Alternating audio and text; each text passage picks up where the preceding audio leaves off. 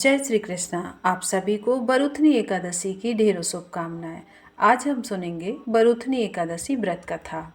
धर्मराज युधिष्ठिर बोले, हे भगवान, बैसाख मास के कृष्ण पक्ष की एकादशी का क्या नाम है, उसकी विधि क्या है तथा उसके करने से किस फल की प्राप्ति होती है? आप विस्तार पूर्वक मुझसे कहिए। मैं आपको बारंबार नमस्कार करता हूँ। श्री कृष्ण कहने लगे, हे राजेश्वर, इस एकादशी का नाम बरुथनी एकादशी है। यह सौभाग्य देने वाली, सब पापों को नष्ट करने वाली तथा अंत में मोक्ष प्रदान करने वाली है।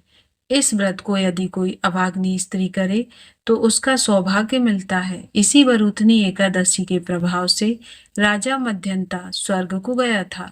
बरुथनी एकादशी का फल 10,000 वर्ष तक तप करने के बराबर होता है। कुरुक्षेत्र में सूर्य ग्रहण के समय एक मन स्वर्ण दान करने से जो फल प्राप्त होता है, वही फल बरुथनी एकादशी के व्रत करने से मिलता है।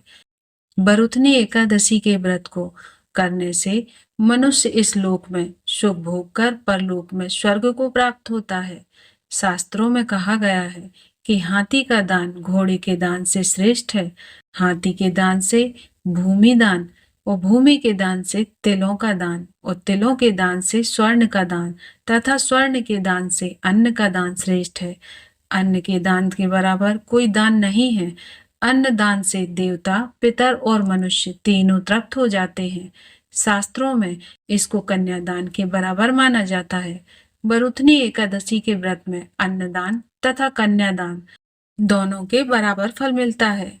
जो मनुष्य लोभ के वश होकर कन्या का धन लेते हैं, वे प्रलय काल तक नरक में वास करते हैं या उनको अगले जन्म में विलाप का जन्म लेना पड़ता है।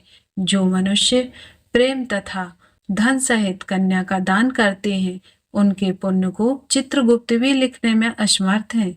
जो मनुष्य इस बरुथनी एकादशी का व्रत करते हैं, उनको कन्यादान का फल मिलता है। बरुथनी एकादशी का व्रत करने वालों को दशमी के दिन इन वस्तुओं का त्याग कर देना चाहिए। कांसे के बर्तन में भोजन नहीं करना चाहिए। मांस मदिरा से दूर रहना चाहिए। मसूर की दाल का सेवन नहीं करना चाहिए। चने का साग, कोदों का साग, मधु, शहद, दूसरे का अन्न, दूसरी बार भोजन करना एवं स्त्री प्रसंग। व्रत वाले दिन जुआ नहीं खेलना चाहिए तथा शयन भी नहीं करना चाहिए।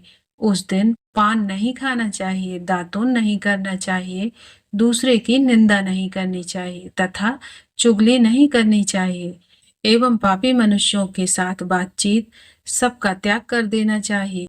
उस दिन क्रोध, मिथ्या भाषण का त्याग करना चाहिए। इस व्रत में नमक, तेल अथवा अन्न वर्जित माना जाता है। हे राजन, जो मनुष्य विधिवत रूप से इस एकादशी को करते हैं, उनको स्वर्गलोक की प्राप्ति होती है। अतः मनुष्य को पापों से डरना नहीं चाहिए।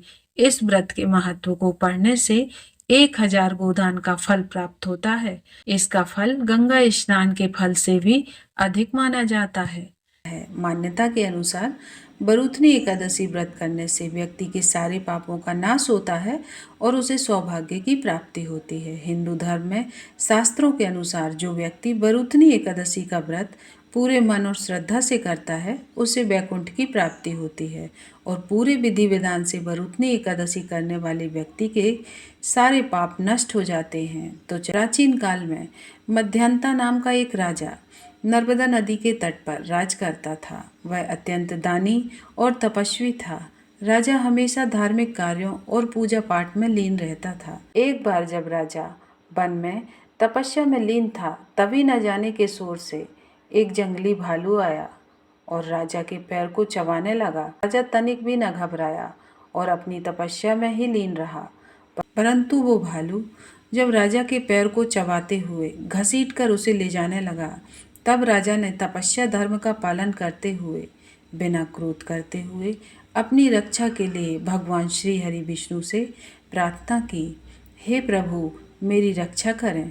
राजा की प्रार्थना सुनकर भगवान विष्णु वहां प्रकट हो गए और उन्होंने अपने चक्र से भालू का वध कर दिया और राजा को बचा लिया। राजा के पैर को तो भालू पहले से ही खा चुका था। जब राजा ने अपने पैर की हालत देखी तो उसे अत्यंत पीड़ा हुई। वह अपने पैर की हालत देखकर बहुत ही दुखी हुआ। अपने दुखी भक्त को देखकर भगवान विष्णु ने कहा, हे वत्स, तुम शोक ना करो, तुम मथुरा जाओ और वरुथनी एकादशी का व्रत रखकर मेरे 12 अवतार की मूर्ति की पूजा करो। व्रत के प्रभाव से तुम फिर से संपूर्ण अंगों वाले हो जाओगे। भालू के द्वारा तुम्हारे पैर का नष्ट हो जाना तुम्हारे पूर्व जन्म के दुष्कर्मों की सजा थी। भगवान विष्णु की आज्ञा को तुरंत मानकर राजा मध्यंता ने मथुरा जाकर पूरी श्रद्धा और लग्न के साथ वरुथनी एकादशी का व्रत किया। व्रत के प्रभाव से शीघ्र ही राजा पुनः संपूर्ण अंगों वाला और सुंदर हो गया। तो यह थी वरुथनी एकादशी की व्रत कथा। वरुथनी एकादशी के दिन सुबह सवेरे जल्दी उठकर स्नान आदि करके स्वच्छ वस्त्र धारण करें। इसके बाद में आप भगवान विष्णु की प्रतिमा को स्नान कराएं, उन्हें साफ सुथरे वस्त्र धारण कराएं। प्रतिमा को रखने वाली चौकी पर गंगा जल छिड़क कर उसे पहले शुद्ध कर लें। इसके बाद में भगवान विष्णु की प्रतिमा या विग्रह को विराजमान करके अक्षत, दीपक आदि 16 सामग्रियों से पूजा करें। भगवान विष्णु को गंध, पुष्प, तुलसी आदि अर्पित करें। व्रत के दिन भगवान विष्णु का भोग अवश्य लगाएं। रात के समय भगवान विष्णु और देवी लक्ष्मी की पूजा करें। हिंदू मान्यता के अनुसार पीपल के पेड़ में भगवान विष्णु का वास होता है, इसलिए वरुथनी एकादशी के दिन पीपल के पेड़ पर जल चढ़ाना बहुत ही शुभ माना जाता है। वरुथनी एकादशी के दिन भगवान विष्णु को पीले फल, पीले रंग की मिठाइयों का भोग लगाना बहुत ही शुभ होता है। एकादशी के दिन भगवान विष्णु के साथ माता लक्ष्मी की पूजा करने से घर में सुख, समृद्धि और धन का आगमन होता है। जो भी व्यक्ति वरुथनी एकादशी का व्रत पूरे मन और श्रद्धा के साथ करते हैं उसे मोक्ष की प्राप्ति होती है। तो यह थी आज की कथा। आपको यह कथा कैसी लगी कमेंट में ज़रूर बताएं। तो दोस्तों, उम्मीद करती हूँ कि वरुथनी एकादशी से जुड़ी ये पूरी जानकारी आपको ज़रूर पसंद आई होगी और अब आप इस व्रत को सही नियम और विधि के साथ कर पाएंगे। अगर आपको यह वीडियो पसंद आई है तो इसे लाइक ज़रूर करें और अपने परिवार और दोस्तों के साथ शेयर करें ताकि वो भी सही जानकारी के साथ व्रत कर सकें। और ऐसी ही धार्मिक और उपयोगी जानकारी प्राप्त करने के लिए हमारे चैनल प्रियंका धर्म ज्ञान को अभी सब्सक्राइब करें, बेल आइकॉन ज़रूर दबाएं ताकि आगे आने वाली नई वीडियो के नोटिफिकेशन आपको सबसे पहले मिले। मिलते हैं अगली वीडियो में। धन्यवाद।